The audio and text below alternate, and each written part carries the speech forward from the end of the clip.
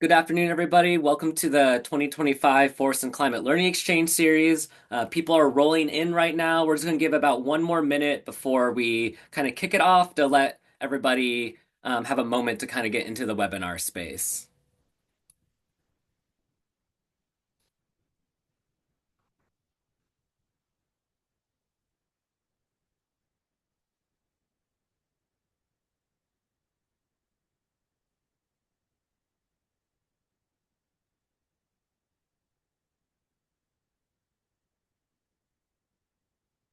All right, let's go ahead and get started. So I'd like to welcome everybody to the third webinar of the 2025 Forest and Climate Learning Exchange Series. This year, we're taking a little bit of a different path, and we are doing 6 panel-style webinars to talk about various concepts and topics related to forest carbon offsets and greenhouse gas emission removals and reductions. Today's webinar is on leakage. But we have 3 more webinars coming up this spring on monitoring, reporting, and verification, market investments and the forest economy, and lastly, social and ecological implications of carbon offsets. This webinar series is sponsored in part by the Society of American Foresters, which is a national scientific and educational organization representing forestry and related natural resource professionals across the United States. SAF was founded in 1900 and promotes science-based sustainable management and stewardship of our nation's public and private forests. We're also being co-hosted this year by Penn State Extension and the FOSSI program at Penn State University, which is a collaboration between 13 university extension divisions and 3 USDA climate hubs, which seeks to educate forest owners and practitioners about forest carbon and climate smart forestry. My colleague Evan has put in the chat both our webpage for the Learning Exchange series as well as the website for FOSSI, which has a lot of great resources for landowners to learn more about how they can engage with the carbon economy. Our next panel that we have coming up is on the monitoring, reporting, and verification of carbon offsets. If you pull out your phone right now, you can register using the QR code on the screen, as well as there's a link in the chat that will take you to the webinar that's on April 22nd. Right now, we have 4 people on the panel, including myself. My name is Chad Papa. I'm the director of the Forest, Carbon, and Climate here at Michigan State University, and I'm one of the co-hosts of the Learning Exchange series. I'll be joined by Dr. Kim Novick, who's professor and Paul H. O'Neill Chair at the Indiana University, as well as Jason Gibson, Director of Forest Carbon at Weyerhaeuser, and Dr. Daniel Hayes, Associate Professor of Remote Sensing and Geospatial Analyses at the University of Maine. I believe we'll have one more person that will be joining us on that panel, but we will announce that full panel lineup in the next week or so. So I hope to see you all there as well. Kind of just some last minute housekeeping as well. So these webinars are available for folks to earn some future continuing education credits. So either SAF CFEs, which if you registered through this webinar with the same email that you registered through your SAF account, that should automatically be applied to your account. If it has not, I've had some people notify me recently that they have not seen this show up. Please notify us at forestc@msu.edu. Same thing for ISA CEUs. Please reach out to that same email, forestc@msu.edu, and we'll help you receive those credits. Kind of last thing to cover is, so this is a dialogue discussion, and throughout that, attendees have the opportunity to both ask questions in the Q&A function. So if you look at the bottom of the Zoom webinar space, there's a Q&A box, as well as attendees can directly message the hosts and panelists. We will do our best to answer as many questions as we can. And as we get to that part of the webinar, we'll try to address those. And the kind of last thing on here as well is the QR code on the bottom right of the screen will take you to the Forest Carbon and Climate Program listserv. I believe we also have a link in the chat. I encourage you to sign up for our newsletter that comes out every 2 months to learn about upcoming resources, webinars, other educational offerings in the forest, carbon, and climate space, as well as just kind of news and some job opportunities as well. So, with that, I'm very happy to present our panel for today, which is our webinar on research priorities to reduce forest carbon leakage. So, I am joined by Ethan Belair, Senior Forest Carbon Scientist with the Nature Conservancy's Global Natural Climate Solutions team, Barbara Haya, who is with the Goldman School of Public Policy, where she directs the Berkeley Carbon Trading Project at the University of California, Berkeley, and Brent Songen, who is a professor of environmental and resource economics at the Ohio State University. So before I hand it off to them, I'm just going to cover some real base concepts I think will help guide this conversation. So really, when it comes to forest carbon offsets, we have two kind of main mechanisms. We have the compliance markets as well as the voluntary markets. Compliance can also be kind of considered what are called cap and trade market activities. So generally, this is some sort of policy framework that is setting some sort of cap on emissions, let's say something from like manufacturing or from like the energy sector, and there's a reduction in the amount of emissions that a business or a company or entity can emit over time. And usually that is reduced throughout time. If a company is unable to meet their allotment that they need to reduce by. They can sometimes purchase what are called allowances. So certain businesses can sell allowances, but we also have offsets or allowances purchased from the land sector, which forests are a part of. And so these forest projects are projects set up to sequester additional carbon to help meet the offsets allowances for these companies or these businesses. We also have voluntary targets as well. So this is no longer being like dictated through like policy, let's say. This could be things from corporate sustainability targets to meet shareholder demands or needs, as well as just kind of other environmental goals or targets that a company might have. And this is a way for companies to offset some of their emissions. And again, they can purchase through the voluntary space a variety of credits, not just from the land sector, but including forests as a part of that land sector as well. And so that kind of takes me to my last slide, being what exactly is leakage when we talk about leakage? So, according to Climate Action Reserve, leakage is the shifting of harvest activity to areas outside the project area due to the demand for harvested wood products. Reduced harvesting in the project area means increased harvesting occurs outside the project area.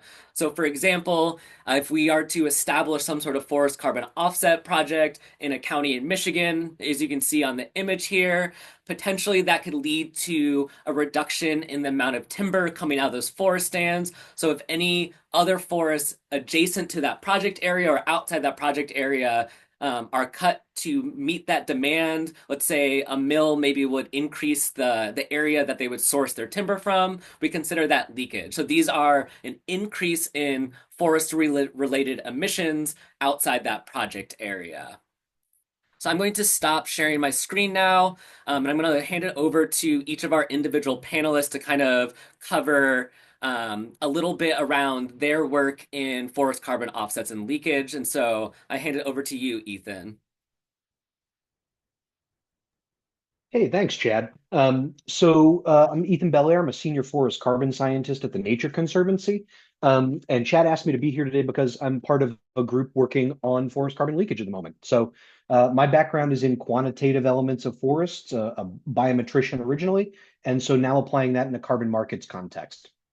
So I'm just going to provide a little bit of framing for how TNC approaches these sorts of instances in a voluntary market aspect. And first, thinking about climate smart forestry generally, and really the way that we view this as a working forest conservation strategy is that we're trying to find and use the best available science for the management of forests.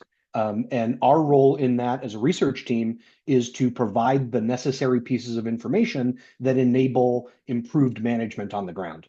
And so we're collaborating with a broad set of stakeholders to get that done. And we're trying to remain open to the fact that there's many different tools that are applicable in many different instances. And so kind of keeping all the tools in the toolbox, but trying to find the best ones that prove out over time in the greatest number of places.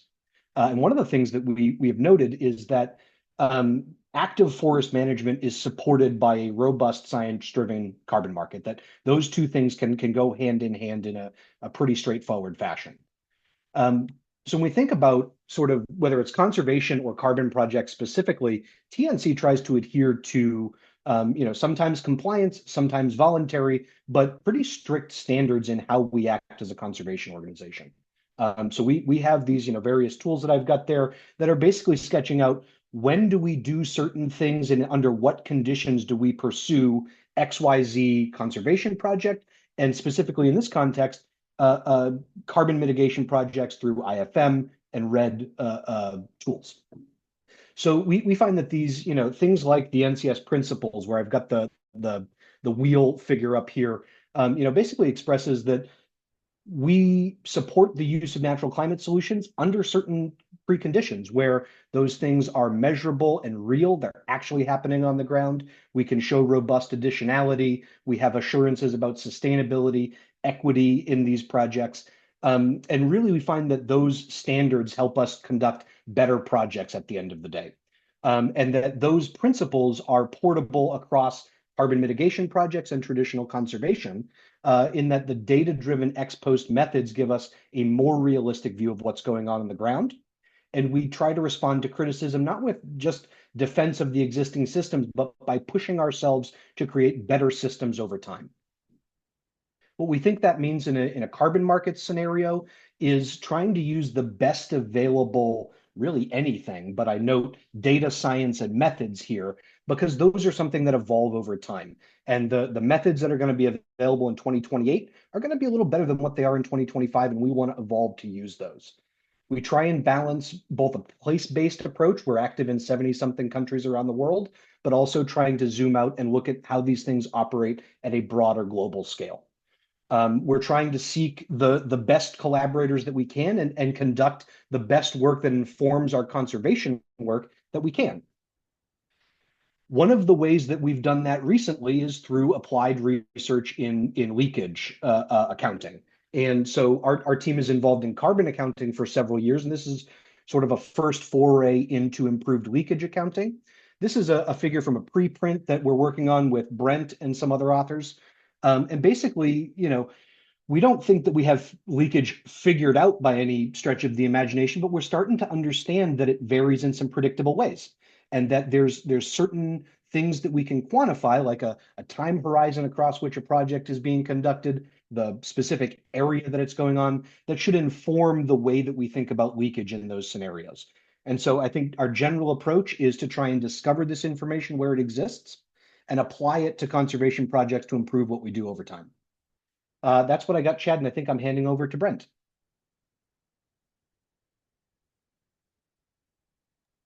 Excellent. Thanks.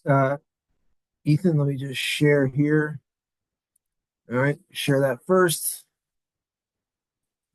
And then put the slides up there. Okay, so hopefully everyone's seeing the slides. Yeah, just follow up from Ethan's excellent talk, and thanks to Ethan, his colleague Peter Ellis, and Adam Degno, who have been co-authors on this work. So just a few points from the work that we've been developing in the last couple of years. So what is leakage? You already had a great explanation of that from Chad, so I won't go into that too much more. But what I do want to stress from this slide is that our work focuses on both the positives and the minuses associated with leakage. So if you think of a project that potentially defers harvesting or sets aside forests, right? And that's maybe a better example. Suppose you have a project that tries to do a set aside, so that avoids harvesting in a specific location. And you might naturally think that there's going to be increased harvesting in some other location as a result of that. And so you see that as the increase here in the green bar, that's the set aside. And then the increased harvest elsewhere is the loss of carbon from the atmosphere because of the harvest in the other location. So that's a negative. That's the traditional leakage. But you also have to recognize that project, that set aside, may also have induced somebody to do something else. They might have induced some people to actually plant some trees in response, especially if there are enough set asides and prices went up.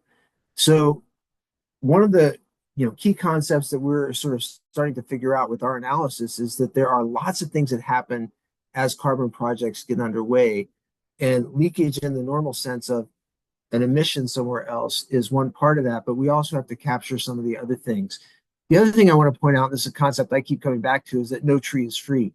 And I guess I just want to stress that a little bit more. So when we think of a leakage estimate, we want to think of a leakage estimate that accounts for space, accounts for costs, and accounts for time. And when I think of no tree being free, I just sort of look at the concept of what if we have that set aside project that took some trees off the market that said these trees were going to be harvested this year. They're not harvested this year. So we get a carbon gain from that. But that induced somebody in some other place to harvest some trees. So the point on that is that the only way that that harvest in another location would be associated with leakage is if those trees would not have been harvested that year as well, right? I mean, the only way there's a leakage there is if those trees are an additional harvest relative to what would have happened in that case. And the only way to induce additional harvest is to give someone an incentive, meaning that those trees are costly to have harvested. So that's just a key point for me is that, anytime there's leakage involved, the reality is it's an economic process. And we have to use essentially economic models to try to get at what is the scale and the size and the scope of leakage, both across space and across time. So that's kind of a key point from the analysis that we've done, which is that the economics of this are really, really important.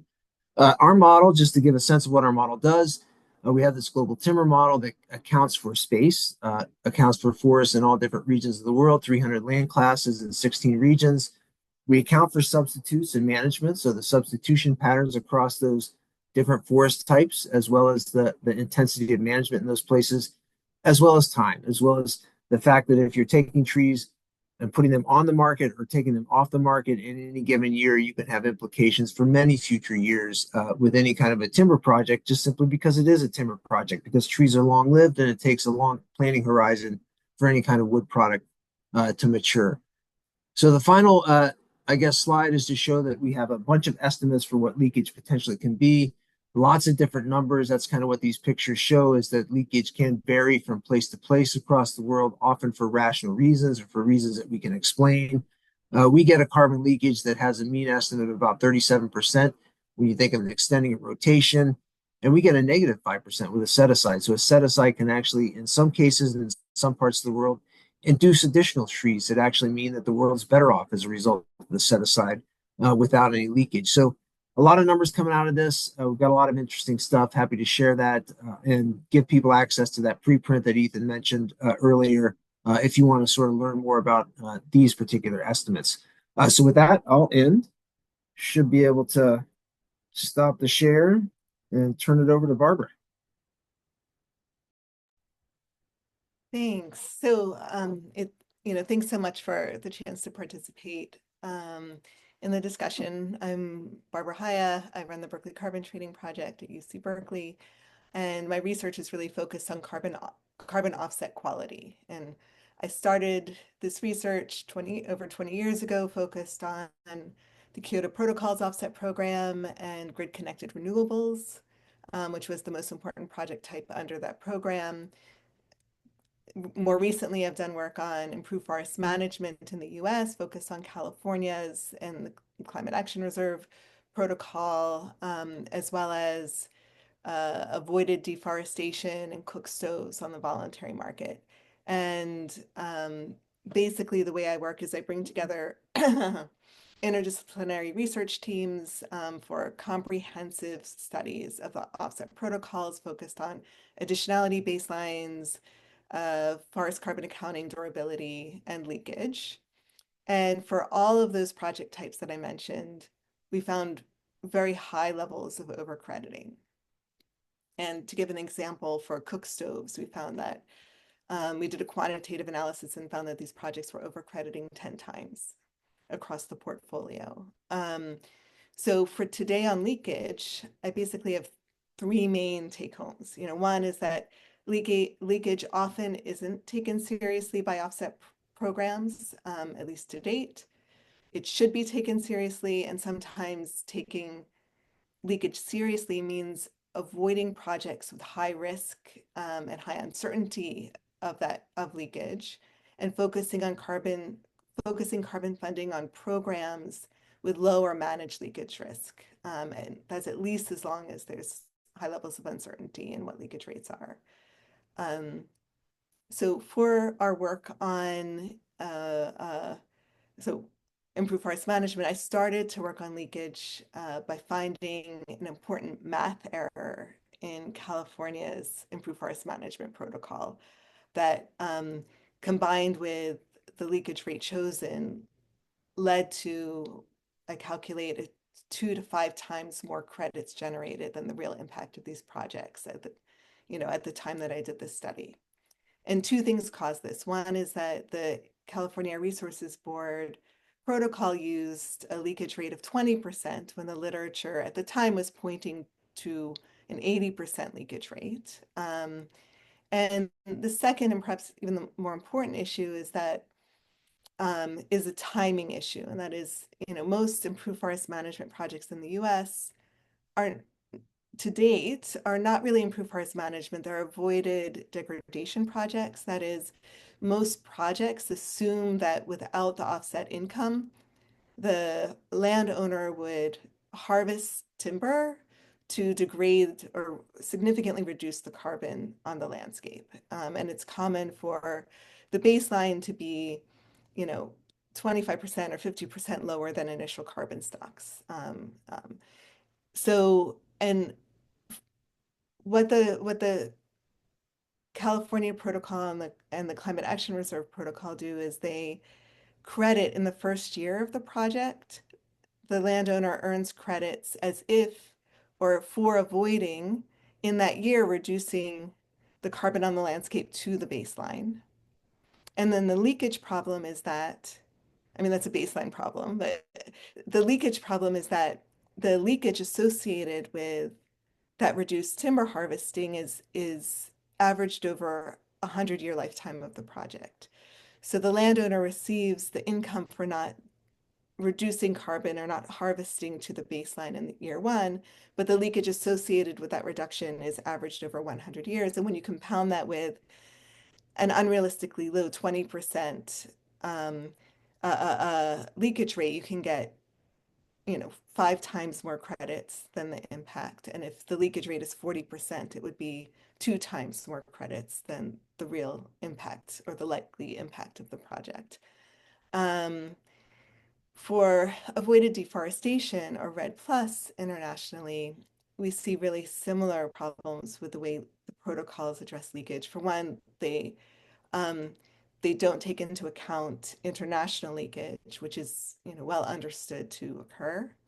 And then flexibility, one thing we found is that flexibility in the way the methodologies or protocols, interchangeable terms, account for leakage allows project developers to choose or find a low leakage rate or no leakage rate for projects that are very likely have significant leakage or leakage risk. So for a way forward, I want to put forward an idea for discussion. And that is for improved forest, for example, with improved forest management in the US, where my understanding is that to date, there's still a lot of uncertainty in what the leakage risk is from an extended rotation. And Brent and Ethan, correct me if I'm wrong about the level of uncertainty. But if the uncertainty still remains large, one way that you can handle that is you can pair an extended rotation offset project with a way to, so the issue there is that if you extend the rotation, won't the mill seek timber from somewhere else? So if you increase carbon storage on the participating lands, but you decrease it somewhere else to meet mill capacity. And one way that you could potentially address that is a program meant to sort of to create a buffer where lands are able to reduce harvesting, extend the rotation, and you can, for example, in the Pacific Northwest, harvest from overstocked areas, sort of in a one-time trade for extending rotation and finding additional timber where lands are overstocked because of uh, uh, uh, um, uh, lo long-term fire suppression. Another idea here to throw out is for avoided conservation, for example, around in urban areas in the US, you can conserve lands to prevent development, but you can get leapfrogging to other areas that might even be further away, so it leads to increased vehicle miles traveled. And so the point there is one, there's an area where, yes, you want to conserve forests, but if you don't take into account leakage, you can get detrimental effects on carbon um, and other. And again, I think you can pair conservation with land use planning that leads to denser development that prevents that sort of leapfrogging to other areas. So the idea I want to put forward there for a way to address leakage and perhaps other areas of carbon accounting where there's high levels of uncertainty is to focus on programs um, where you can do multiple things at once, really focusing on decarbonization or improve forest management and conservation to sort of in a whole area have a much more significant effect by that coordination and get it. And there you avoid the problem that we've seen so far with carbon offset programs where you create a set of rules that are often gameable and let the market find the least cost reductions in sort of this very uncoordinated way. So I put that out there for discussion and also as for a current area of my own research. Thank you, Barbara. Yeah, I think that's a really interesting idea. Before we jump right into that discussion, I think I would like to take a step back really quickly. And if we could maybe talk a little bit about how do we actually measure leakage? Like, right, it's a little bit of this abstract concept.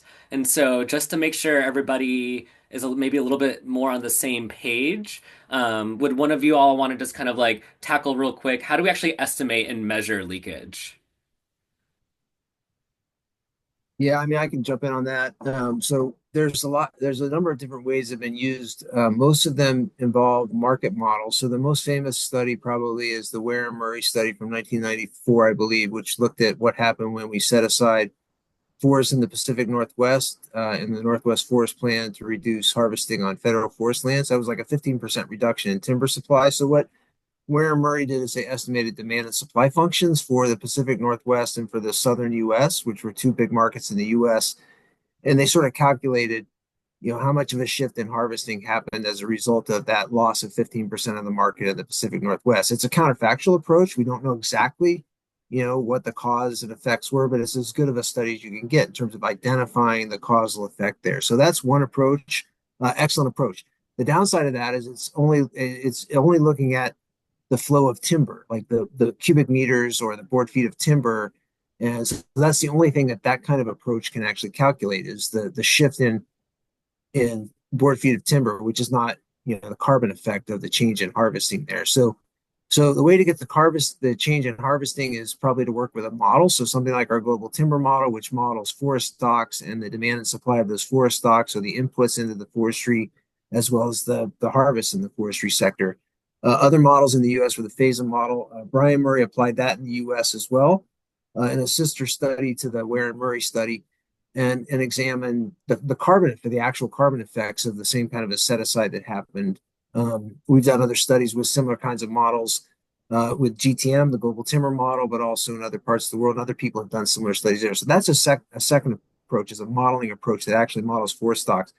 There's a third approach, and this is kind of to Sarang, to your question, Sarang Murthy, in the I guess in the chat bot there for us. But it's like, a different way to measure some is, so recently we've seen this data from Hansen or the European data where we can identify where maybe timber harvesting operations happen by looking at deforestation events or maybe some forest losses from If you're using the European data, potentially you can get at forest degradation in some locations with 5 meters sort of pixel data.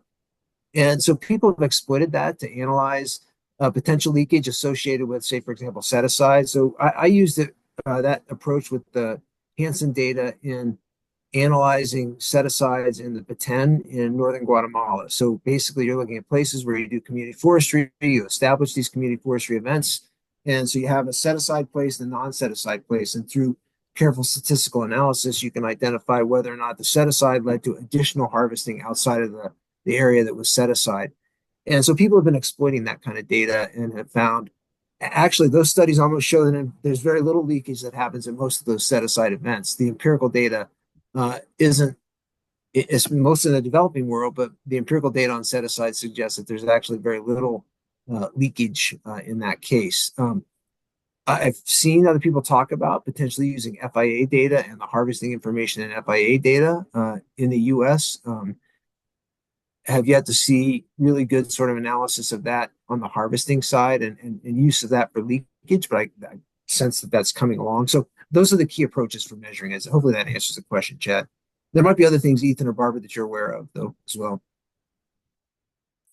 I'll just add quickly that FIA data is the forest inventory analysis, which is a USDA Forest Service derived data set that's kind of a national scale census of all of our trees across our entire country. There's hundreds of thousands of plots, and it is one of the probably most comprehensive ecological data sets that we have. And so people are always trying to dream up new ideas of how we can use this data to answer questions that it was not originally designed for, which takes some creativity there.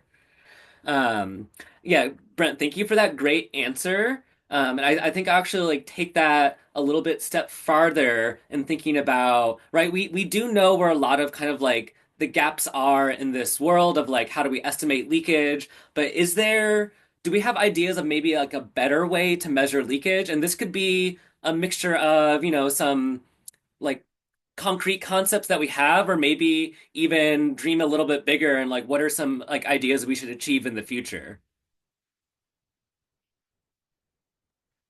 Yeah, so I think one of the things I'd say there, Chad, is that when you come from a situation where you're using sort of blanket factors in the chat, somebody's bringing up the 80% value that's been used, right? When you're coming from a paradigm where those are common, there's lots of ways to improve, and I think even marginal improvements are valuable. So, some of the work that I've gotten to collaborate with Brent and others on, basically trying to identify some of the basic variables that control likely leakage, right? And so the proportion of the landscape that's practicing a certain type of improved management, set asides and extended rotations and things like that. The specific type of practices that are being employed on a specific project, where that project sits in what forest type and in what region. Those are basic variables that we can see. Leakage that occurs on a project that looks pretty similar in the Congo Basin and the Southeast US are going to have very different impacts because they're happening in different markets with different controlling factors. And so I think that some of the ways that we can improve leakage estimates is just to figure out what those sources of variation are and build those into the tools that we're using in the carbon market. So if we find that forest type and region is an impactful variable, then we should allow leakage estimates to vary across forest type and region. And that's going to be an evolving space over the next number of years as we continue to dig into these topics and get better understanding of exactly why these things vary on the ground.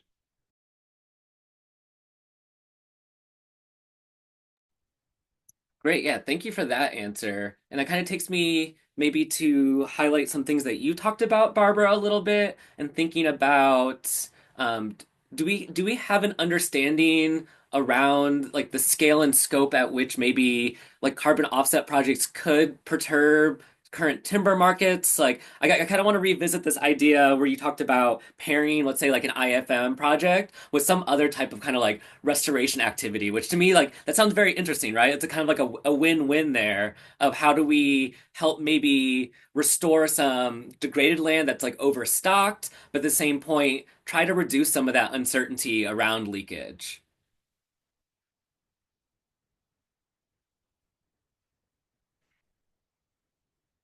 So I guess I would just bring it back to the question being, do we think there like is a scale at which like offset projects could actually perturb timber markets? Is that a fear that we need to have? I do like this stems a little bit from conversations at least I have had with some folks like from the forest industry of seeing potentially like carbon markets as being like a competition to maybe more traditional timber markets. Well, I mean, I could just jump in on the sort of scale question there is that, one thing we know from in the short run, all wood and timber markets are fairly inelastic, right? And so they're very susceptible to supply shocks. So if there are sort of so on either way, right? If you have uh, an avoided deforestation project, a reduced harvesting project, a set aside project that's reducing timber supply, it doesn't take a huge set of projects to start to have a market effect in a region and start to raise prices for everybody. So that, we've observed that multiple times, and you can see that in the data. At the same time, if you have an afforestation project, it doesn't have a huge effect right away. It's going to have a long-term effect. It's going to take a little longer to sort of build up. Um, but I think to Barbara's point, we see in our analysis that anything that takes wood off the market usually entails somebody planting some trees. So there is some inherent afforestation that's happening when some of the deferred harvesting projects are getting undertaken. But the ability to potentially build that up, I think to Barbara's point, is actually a really good one. That's a potential as a potential way for people to mitigate their leakage, if you will, is by doing more of that. And I think, to Barbara, to your point, I mean, we have to we have to think about the rules if we're going to have leakage rules, right? So that people don't game the system. I mean, that's been a problem in the past. So we have to think a lot about that. That's a really good point. Probably hasn't been thought about enough yet. Yeah, I want to jump in on that same point, Brent, because so Barbara, completely agree on we really need to be prescriptive in a carbon markets context. Allowing too many options is you're right. People there's no maliciousness in it. People will just do what they're incentivized to do. And so if we're going to try and create robust methodologies, I think they need to spell out pretty much this is what you need to do and not provide too many choose your own adventure sort of options. But then I also want to return to the point you made about, if you're doing a project here, perhaps you can sort of borrow volume from an overstocked stand elsewhere. And I would put that under the header of what I think of as leakage mitigation. So while you're doing a project, doing something outside of the project area, which is going to increase the availability of the commodity that your project is decreasing. So when you do a set aside project that makes some timber unavailable, trying to make additional timber resources available in one way or another outside the project area. I think it's a great idea. I think it's things that people are starting to think about more, and that there's several options there. Barbara mentioned the idea of taking from overstocked stands. I think there's also an opportunity to conduct afforestation and reforestation efforts outside of an IFM project. I spoke with somebody the other day who's interested in efficiency in mills so that for a given unit of roundwood you're getting more lumber out of that volume. I think there's lots of ways and we should be creative in how we approach that idea of leakage mitigation.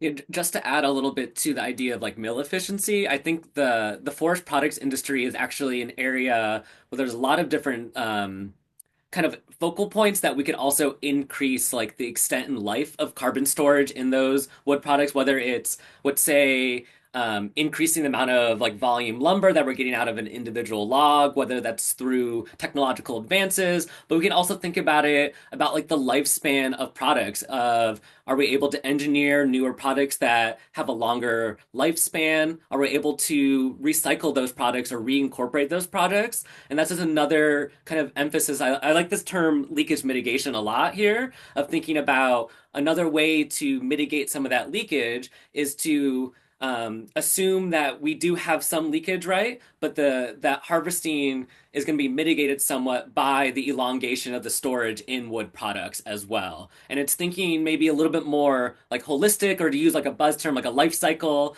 of like what are wood products, and not just thinking about the engineering and building of a wood product, but what happens to the end of that product as well. And like there are people asking these questions.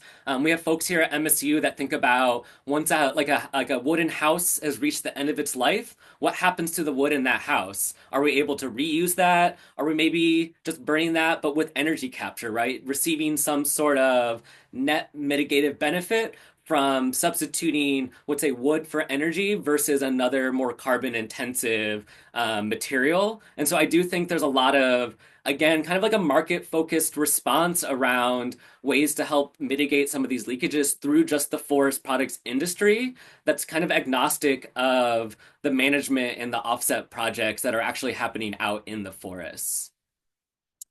I'm gonna jump to a question I see in the Q&A that's kind of talking about, do we have any little bit more, maybe more specifics about how leakage rates can vary geographically?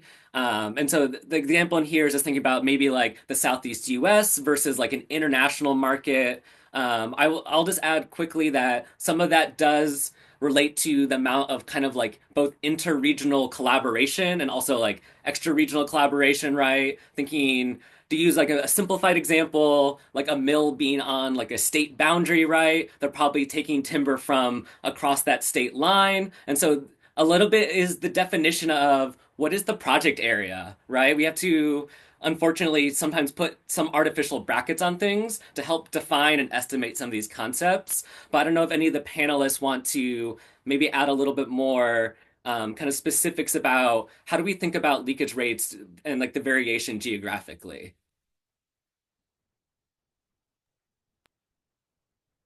One thing on there is the say for example, the Southeast versus the Congos, a lot of it just has to do with access and accessibility. So because the Southeast has lots of roads, has a really good infrastructure, even though we have high labor costs, the cost of actually extracting a cubic meter of wood in the Southeast are relatively low compared to the Congo. It sounds completely odd, right? You look at those as just free trees out there in the middle of the Congo Basin, but the reality is, even though labor is relatively potentially cheap there, it's hard to get logs out of there. It's not a simple process, and only a few logs per hectare are actually worth much on the international market, right? So they can only a few of them per hectare are going to make their way out, whereas the logs in the southeast, and especially in a plantation situation, but even in the hardwoods, a relatively high proportion of them are going to be available for market. So it's some of it is just a cost difference between places. So that's a key thing. Ethan, you probably have been there to the Congo, so you probably know more about that region than I would. So Yeah, when I think that it's probably just an alternate phrasing of what you're sharing there, Brent, but sort of the way that I think about some of those differences regionally is between areas with high intensity forestry production versus lower intensity forestry production, and places with high intensity production like the US Southeast, where you've got miles and miles of plantations that are sort of optimized to these 28-year rotations. When you take away a given acre of that, you're taking away a very high amount of wood per area, right? Versus, if you think about an acre in the Congo Basin, as Brent mentions, it may only be one or two commercial trees that would have been harvested on that acre to begin with. And so when you're doing you're doing a set aside project, doing that in an area with intensive production takes away a bigger chunk of the economically accessible wood. What Brent is talking about, the advantages of roads and access and infrastructure. So when you move from low to high intensity areas for your production, or excuse me, other way around, when you go from low to high intensity production, you're increasing the likelihood of leakage by doing those an IFM project in a high intensity environment relative to a lower one. There's other things that vary importantly from the Congo Basin to the US Southeast, but that's one of the things that we can consider. Yeah, to add to that a little bit, so we have another question coming in that talked a little bit about a lot of times when we do estimate leakage, they're over some shorter time periods. And is it actually possible to use some empirical observations to measure maybe like multi-decadal leakage effects? And like, because oftentimes I think when we talk about leakage, it sounds like such like a discrete event, right? Like something happened in project area A, and then something's going to happen in B. But understanding that sometimes the time scales when it comes to forests are a lot longer than, let's say, just like 1 year. Things can happen up to decades. Do we have any kind of like idea around trying to measure leakage over longer time series, or is that even a possibility?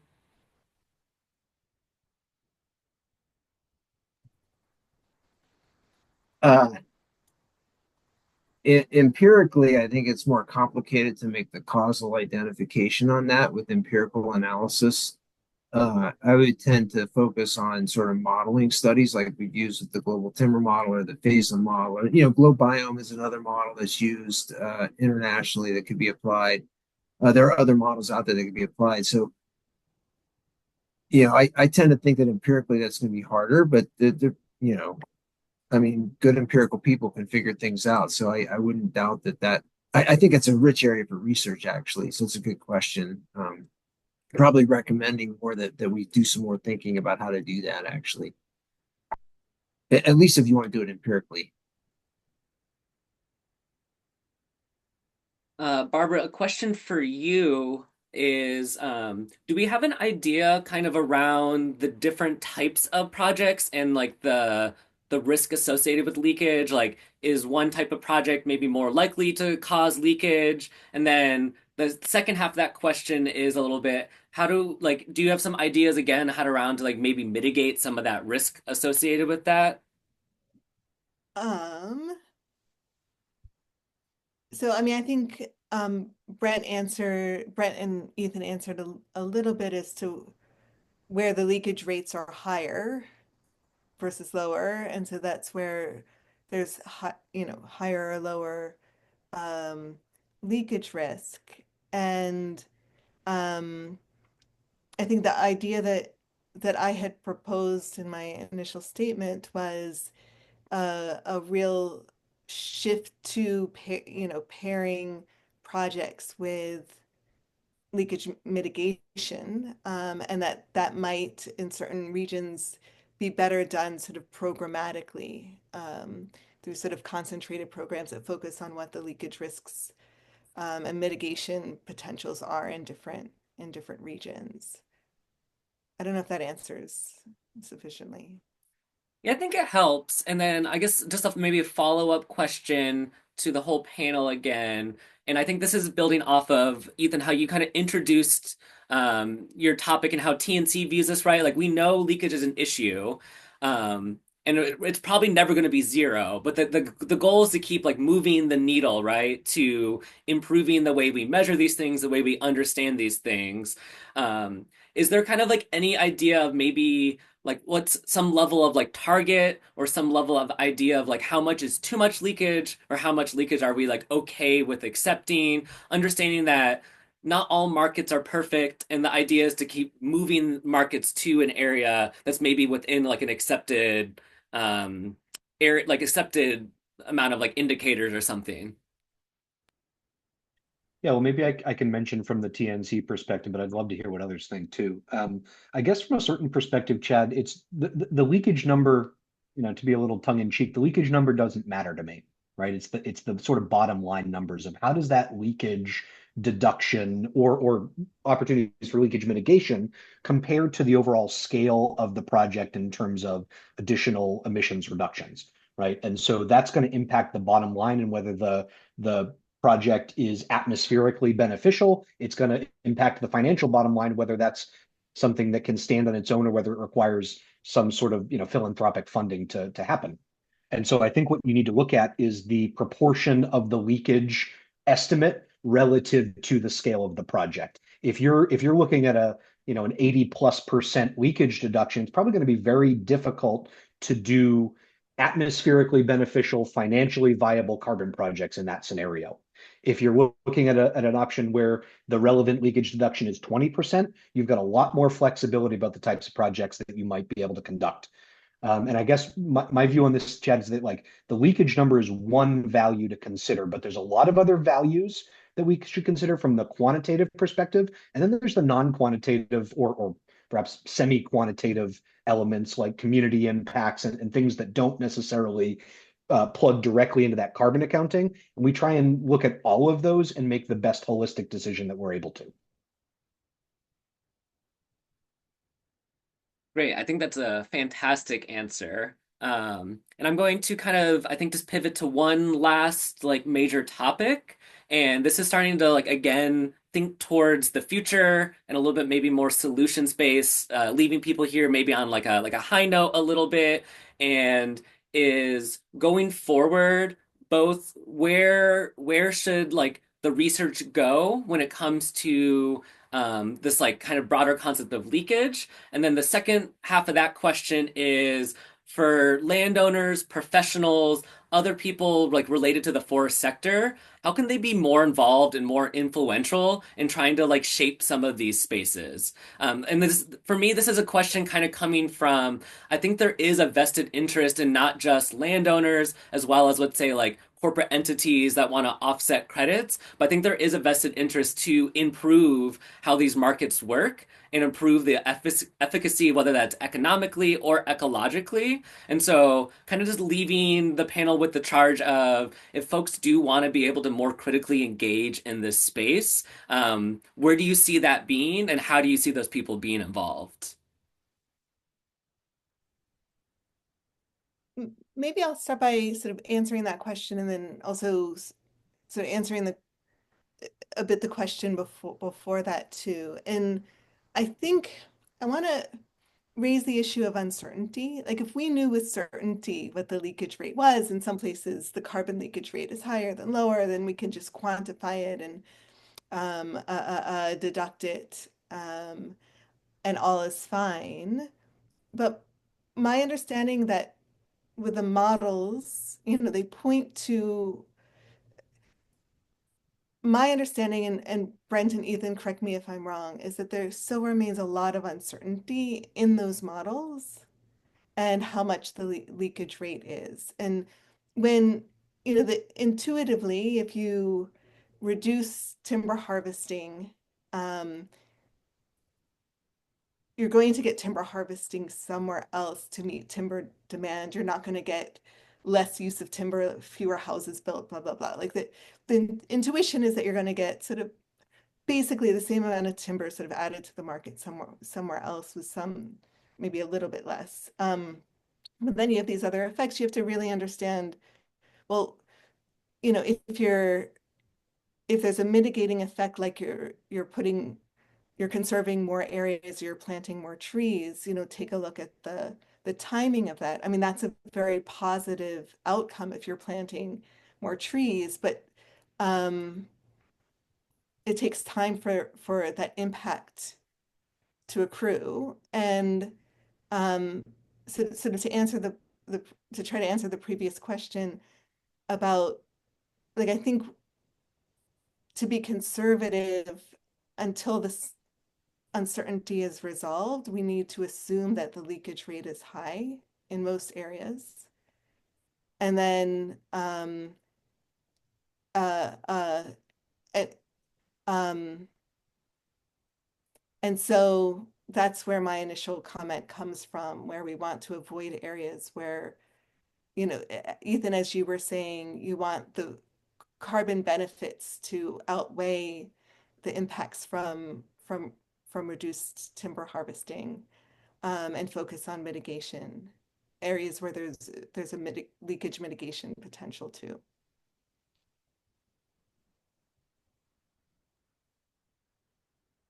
Yeah, sorry. Well, acknowledging that there is some uncertainty, I don't think the uncertainty is that big, and I actually flip it and go the other direction, and actually think that to some extent we ought to be trying to push leakage estimates as low as they can possibly be. So one thing we know from all of the optimization studies of the optimal pathway to carbon sequestration in the US, for example, is that moving forests in the South from, say, a 30-year rotation to a 35 and then to a 40-year rotation would increase timber supply and increase the carbon sequestration on the landscape and in wood product sector. The same thing with Pacific Northwestern forests. So The only way to get there is by extending rotations and accepting some leakage, potentially even a little bit of leakage today. But we don't actually find that much leakage. So what we find is a little bit of higher prices. And in fact, that's what Murray et al. Showed back in the 1990s, right? Was that it wasn't 100% leakage. It was a lot less than 100% leakage. In fact, actually, what happened is just the U.S. consumer paid a higher price for wood and consumed less of it. So I actually don't think that the current set of different estimates from different people suggests that there's huge uncertainty. It's that everyone agrees there's a little bit of leakage, but it's not actually as dramatic, especially when we go to carbon. When we actually look at carbon. By the way, the other factor that happened that leakage that Murray et al. Didn't analyze was the replanting. I mean, our estimates suggest that there probably were about 1.5 to 2 million new acres of pine plantations in the South established as a result of the set asides in the Pacific Northwest. So we took federal lands off the timber market. We actually planted a huge amount of new trees in the Southeast and got a huge carbon gain as a result of that. So long term leakage was probably actually positive from that set aside. So I kind of look at the studies and as I think as we find in science, people disagree, and I think that's fine. We just that probably recommends that there is uncertainty. Not saying that there isn't. I just tend to think that there's as much evidence to suggest it's the other direction, uh, possibly. So, just a thought there. One thought, I'm going to maybe try and hit a middle point between Brent and Barbara, that conservatism and accuracy are both important here, and we should be conservative when we are uncertain, but we should be as accurate as we can be. And so I think finding that right balance point is important. Chad, back to your original question, sort of like what can folks do, and where is this going? I think we have to recognize that the carbon market, like any science-informed enterprise, needs to evolve over time as new information is available. And that progress takes time, right? It's not an instantaneous, hey, we've recognized an issue, fix it tomorrow. It takes time for us to figure out what we're doing because we're humans and we're imperfect. And so what I think people can do is to feel the motivation and urgency for developing these tools and making them not just available, but effective, impactful on the ground. And really, I think you had mentioned like what can a lay person do here? You can advocate for reason, progress, and science, all of which take time, nuance, and thought. And those are really important safeguards to a functioning carbon market by enabling the work that's going to make those things function as best as they can. Great. Thank you so much, Ethan, for that kind of last point. I think that's a great spot to kind of wrap up the webinar, and also a point of kind of a call to action, as one might say, right? Leave it on a positive note. So just as we wrap up the webinar, first of all, I'd like to thank our panel. Thank you for all your wonderful thoughts and opinions around leakage, and for helping maybe demystify some of the questions that are around carbon offsets right now in support of increasing the integrity of these markets. And with that, I would also just like to remind folks that we have 3 more upcoming webinars. So our next one on April 22nd on monitoring, reporting, and verification. You can use the QR codes on the screen right now to either sign up for the Forest Carbon and Climate Program listserv, as well as check out the Learning Exchange Series website, which has more information there. There are links in the chat as well. And so I will say, and with that, thank you all for attending. And yeah, I'm very excited for the rest of our webinars that we have coming up. And so with that, I will leave you all and hope everybody has a good rest of the day.